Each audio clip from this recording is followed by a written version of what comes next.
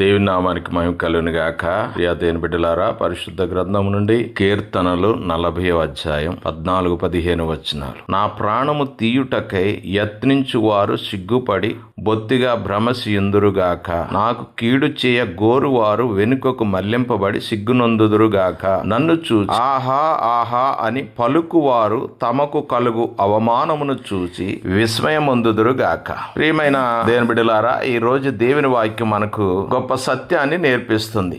నీకు వ్యతిరేకంగా ఎవరు నిలబడినా దేవుడు నీ పక్షాన నిలబడితే నిన్ను ఎవ్వరు ఓడించలేరు. దావీదు జీవితంలో శత్రువులు ఉన్నారు. అతని ప్రాణం తీయాలని చూసిన వారు ఉన్నారు.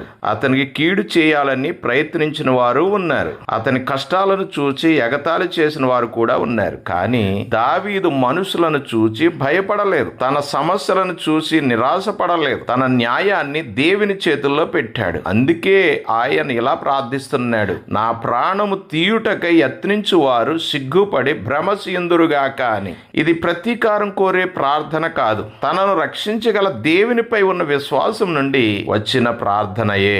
నా ప్రియ సహోదర సహోదరి, ఎవరైనా నీ గురించి తప్పుగా మాట్లాడవచ్చు. ఎవరైనా నీకు కీడు చేయాలని ప్రయత్నించవచ్చు. ఎవరైనా నిన్ను క్రిందికి లాగాలని చూడవచ్చు. ఎవరైనా నీ కన్నీళ్లను చూసి నవ్వవచ్చు. కానీ ఒక విషయం గుర్తుంచుకోండి, మనుషులు నీకు వ్యతిరేకంగా కుట్ర చేయవచ్చు, కానీ దేవుడు నీకు అనుకూలంగా పనిచేస్తాడు. రోమాపత్రిక 8:37 వచనం ప్రకారం దేవుడు మన పక్షమునుండగా మనకు విరోధి ఎవడు? దావీదు జీవితంలో సౌలు అతనికి శత్రువయ్యాడు. దావీదుని చంపాలని ప్రయత్నించాడు. కానీ దావీదు సౌలుపై ప్రతీకారం తీర్చుకోలేదు.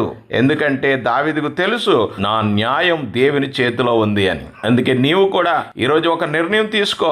నీ మీద కీడు చేసిన వారిని బట్టి నీ హృదయాన్ని విషపూరితం చేసుకోకు. నీకు అన్యాయం చేసిన వారిని బట్టి నీ విశ్వాసాన్ని కోల్పోకు. నిన్ను అవమానపరిచిన వారిని బట్టి దేవుని మీద నమ్మకాన్ని వదులుకోకు. ఎందుకంటే ఈ రోజు నిన్ను చూసి నవ్వుతున్న వారు ఉండవచ్చు. నీ పరిస్థితిని చూసి ఆహా ఆహా అని ఎగతాళి చేసిన వారు ఉండవచ్చు. కానీ మనుషులు నీ జీవితాన్ని ఒక అధ్యాయాన్ని చూసి తీర్పు చెప్పవచ్చు. కానీ దేవుడు నీ మొత్తం జీవితాన్ని చూస్తున్నాడు. ఈ రోజు నీవు కన్నీళ్లలో ఉండవచ్చును, రేపు అదే కన్నీళ్లు సాక్షులుగా మారవచ్చు. ఈ రోజు నిన్ను అవమానపరిచిన వారు ఉండవచ్చు, రేపు దేవుడు నిన్ను హెచ్చించినప్పుడు అదే వ్యక్తులు ఆశ్చర్యపడవచ్చు. అందుకే దేవుని బిడ్డ, నీ శత్రువుల మీద దృష్టి పెట్టకు, నీ దేవుని మీద దృష్టి పెట్టు. హల్లెలూయా.